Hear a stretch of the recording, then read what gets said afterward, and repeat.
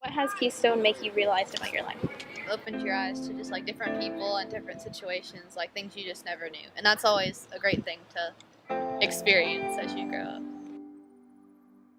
Keystone is a transition class from middle school to high school. Studies have found that kids that have one of the biggest jumps is from middle school to high school. So Bryant implemented this Keystone class about 9 years ago.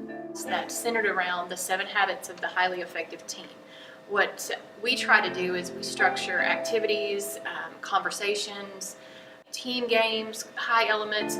We always try to bring it back to how those 7 habits came into play with that, and hopefully our students can see how those habits can be effective in other areas of their lives.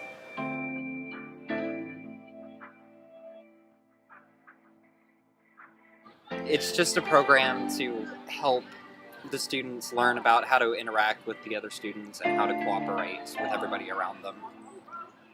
It's kind of like an open therapy session sometimes, and like you get to try new things and meet new people, and that's pretty much all the teachers want us to do.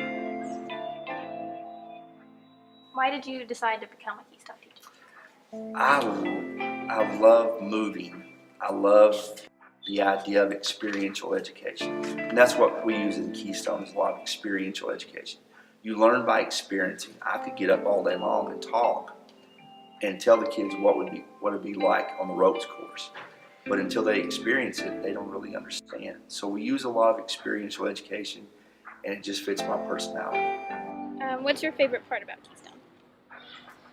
I like the days when we go outside, just because I like being outside. Outdoors.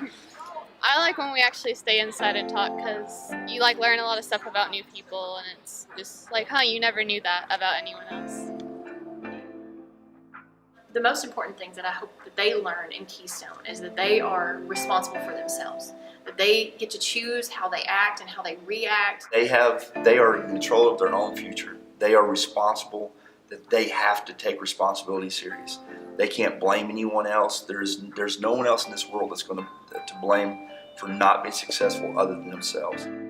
They get to lay out their future. They've got, it doesn't really matter what they come from in their house. Some of them have an easier time at home, but they all have the opportunities in front of them. It's just up to them to be responsible, to be proactive, to understand that they're really in control and in charge of their future. And for a lot of them, it's really important that they know that, because their home is so out of control.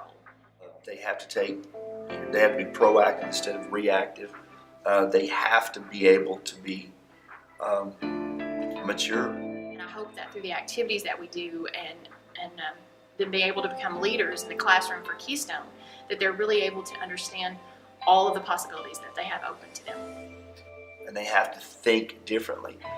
Can't be all about them. They have to be part of the world and not the world just around them. How do you think Keystone has affected your life or will affect your life?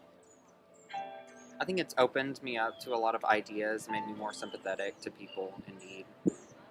Yeah, that's definitely it. Like, I never knew a lot of this like bad stuff or good stuff that happened to people, but now that I do, it's kind of like we're not that different.